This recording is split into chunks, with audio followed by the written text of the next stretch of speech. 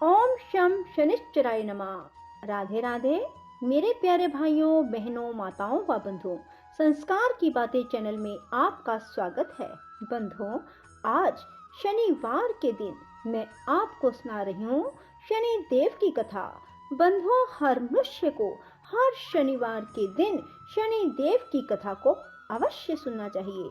जो मनुष्य भी हर शनिवार को शनि देव की इस कथा को सुनते हैं, शनि देव की उन पर विशेष कृपा होती है।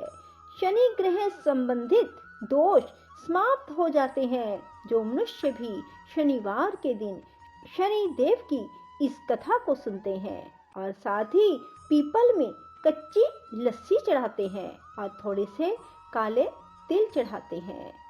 बंधुओं, यदि आपने YouTube चैनल संस्कार की बातें अब तक सब्सक्राइब नहीं किया तो जरूर करें और बेल आइकन दबाना ना भूलें, ताकि आपको हमारी आने वाली सभी वीडियोस की जानकारी सबसे पहले हो सके।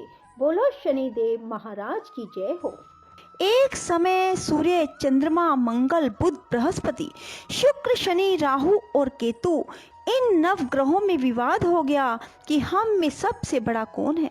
जब आपस में कोई निश्चय ना हो सका तो सब देवराज इंद्र के पास गए। कहने लगे, आप सब देवताओं के राजा हैं, इसलिए आप हमारा न्याय करके बताएं कि हम नवग्रहों में सबसे बड़ा कौन है। राजा इंद्र इनका प्रश्न सुनकर घबरा गए और कहने लगे, मुझ में सामर्थ्य नहीं कि किसी को छोटा और बड़ा बताऊं। मैं अपने मुख से कुछ नहीं कह सकता। हाँ, एक उपाय हो सकता है। इस समय पृथ्वी पर राजा विक्रमादित्य बहुत बड़ा न्याय करता है। आप सब जाकर उनसे फैसला करा लो। यह सुनकर सभी देवता चलकर भूलोक में राजा विक्रमादित्य की सभा में आकर उपस्थित हुए और अपना प्रश्न राजा के सामने रखा। राजा उनकी बात सुनकर बड़ी चिंता में पड़ गए कि मैं अपने मुख से किसको बड़ा और किसको छोटा बताऊं। जिसको छोटा बतलाऊंगा वही क्रोध करेगा। परंतु उनका झगड़ा निपटाने के लिए राजा ने एक उपाय सोचा और उसने सोना, चांदी, कांसा, पीतल, शीशा, रांगा, जस्त, अभ्रक और लोहे धातुओं के 9 आसन बनवाए। सब आसनों को क्रम से, जैसे सोना सबसे पहले, लोहा सबसे पीछे बिछाए।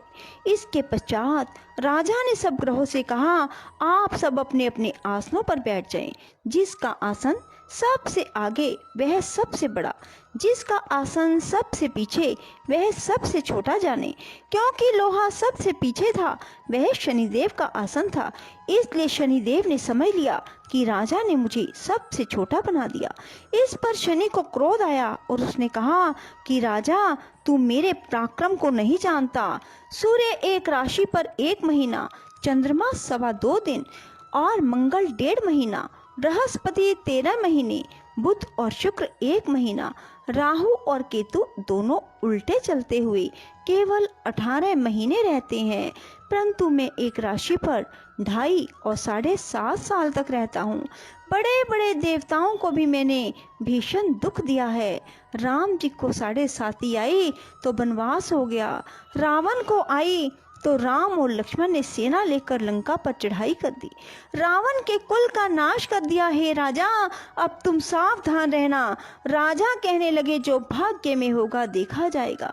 उसके बाद अन्य ग्रह तो प्रसन्नता के साथ चले गए, परंतु शनिदेव बड़े क्रोध के साथ वहां से सिधारे। कुछ काल व्यतीत होने पर जब राजा को 7.5 आई तो शनिदेव घोड़ों का सौदागर बनकर अनेक सुंदर घोड़ों सहित राजा की राजधानी में आए। राजा ने सौदागर के आने की खबर सुनी तो अपने अश्वपाल को अच्छे अच्छे घोड़े खरीदने की आज्ञा दी। अश्वपाल ऐसे अच्छे नस्ल के घोड़े देखकर उनका मूल्य सुनकर चकित हो गया। तुरंत ही राजा को खबर दी। राजा उन घोड़ों को देखकर एक अच्छा सा घोड़ा चुनकर उस पर सवारी के लिए चढ़ा। राजा के पीठ पर चढ़ते ही घोड़ा जोर से भागा। घोड़ा बहुत दूर एक बड़े जंगल में जाकर राजा को छोड़कर अंतर्ध्यान हो गया। इसके बाद राजा अकेला जंगल में भटकता रहा, परंतु देर के पश्चात राजा ने भूख और प्यास से दुखी होकर भटकते भटकते एक ग्वाले को देखा। ग्वाले ने राजा को प्यास से व्याकुल देखकर पानी पिलाया। राजा की उंगली में एक अंगूठी थी, वह उसने निकालकर प्रसन्नता के साथ ग्वाले को दे दी। शहर की ओर चल दिया। राजा शहर में पहुंचकर एक सेठ की दुकान पर जाकर बैठ गया। अपने आप को उज्जैन का रहने वाला अपना नाम बीका बतलाया।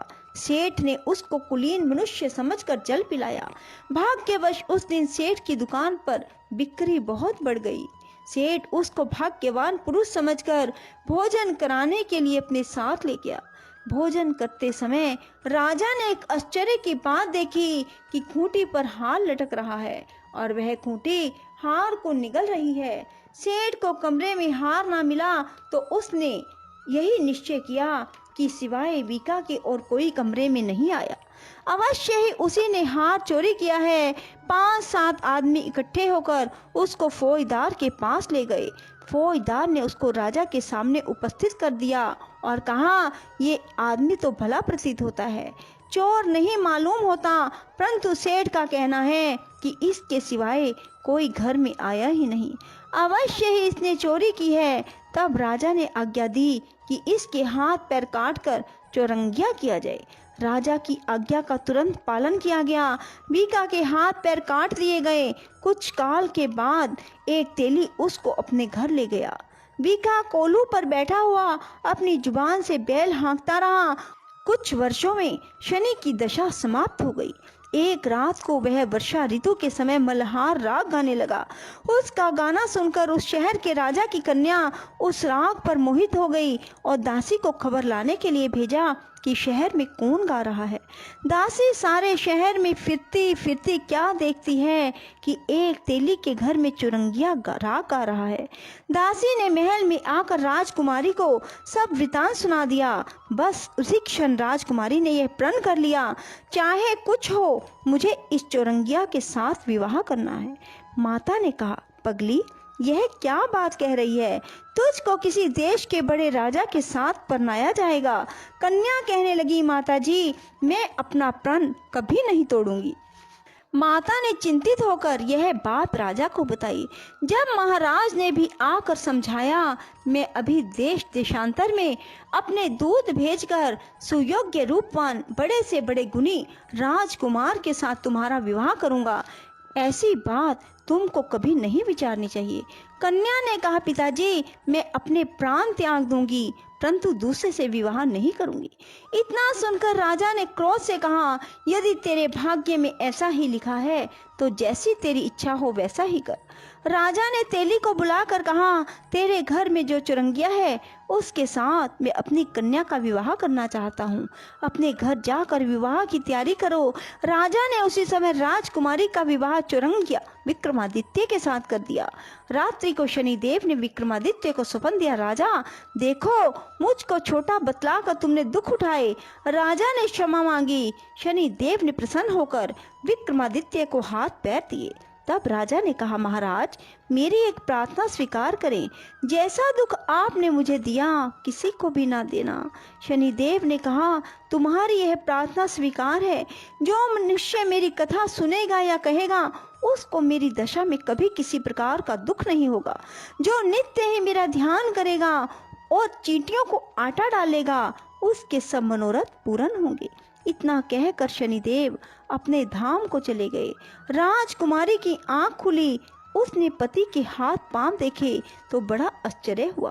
राजा ने अपना समस्त हाल कहा कि मैं उज्जैन का राजा विक्रमादित्य हूँ। यह बात सुनकर राजकुमारी अत्यंत प्रसन्न हुई।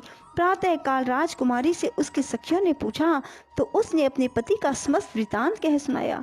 सब ने प्रसन्नता प्रकट की और कहा कि ईश्वर ने आपकी मनोकामना पूर्ण कर दी। जब उस सेठ ने यह सुनी तो सेठ विक्रमादित्य के पास आया और उसके पैरों में गिरकर क्षमा मांगने लगा। आप पर मैं चोरी का दोष लगाया, आप मुझको जो चाहे दंड दें। राजा ने कहा, मुझ पर शनिदेव का कोप था, इसी कारण यह सब दुख मुझको प्राप्त हुआ। इसमें तुम्हारा कोई दोष नहीं। तुम अपने घर जाकर अपना कार्य करो। सेठ बोला, मुझे तभी शांति होगी जब आप मेरे घर चलकर प्रीतिपूर्वक भोजन करेंगे। राजा ने कहा, जैसी आपकी मर्जी वैसा ही करें। सेठ ने अपने घर जाकर अनेक प्रकार के भोजन बनवाए और राजा विक्रमादित्य को प्रीति भोज दिया। जिस समय वे भोजन कर रहे थे, एक अत्यंत आश्चर्य की बात सबको दिखाई दी। जो खूंटी पहले हार निकल गई थी, वह अब उगल रही थी। जब भोजन समाप्त हो गया तो सेठ ने हाथ जोड़कर बहुत सी मोहरें राजा को भेंट की। कहा कि मेरे श्री कंवरी नामक एक कन्या है, उसका पाणिग्रहण आप करें। उसके बाद सेठ ने अपनी कन्या का विवाह राजा के साथ कर दिया और बहुत सा दान दहेज दिया। कुछ दिनों तक वहां निवास करने के बाद विक्रमादित्य ने शहर के राजा से कहा, अब मेरी उज्जैन जाने की इच्छा है। राजा और सेठ से विदा लेकर राजकुमारी मनभावनी, सेठ की कन्या श्री कंवरी दोनों जगह के दहेज में प्राप्त अनेक दास दासी, रथ और पालिकाओं सहित विक्रमादित्य उज्जैन की तरफ चले। जब शहर के निकट पहुंचे और पुरवासियों ने राजा के आने का संवाद सुना, समस्त उज्जैन की प्रजा अगवानी के लिए आई। बड़ी प्रसन्नता से राजा अपने महल में पधारे। सारे शहर में बड़ा भारी महोत्सव मनाया गया। रात्रि को दीपमाला की गई। दूसरे दिन राजा ने शहर में सूचना कराई कि शनि देव सब ग्रहों में सर्वोपरि हैं। मैंने उनको छोटा बतलाया, इसी से मुझको यह दुख उठाना पड़ा। सारे शहर में प्रत्येक शनिवार को शनि देव की पूजा और कथा होने लगी और प्रजा अनेक प्रकार के सुख भोगती रही। जो कोई मनुष्य शनिवार की कथा को पढ़ता अथवा सुनता है, शनि देव की कृपा से उसके सब दुख दूर हो जाते हैं। बोलो शनि देव महाराज की जय। राधे राधे, जय श्री कृष्णा। बंधुओं, यदि आपको हमारी वीडियो पसंद आए तो इसे लाइक करें और शेयर भी जरूर करें। धन्यवाद।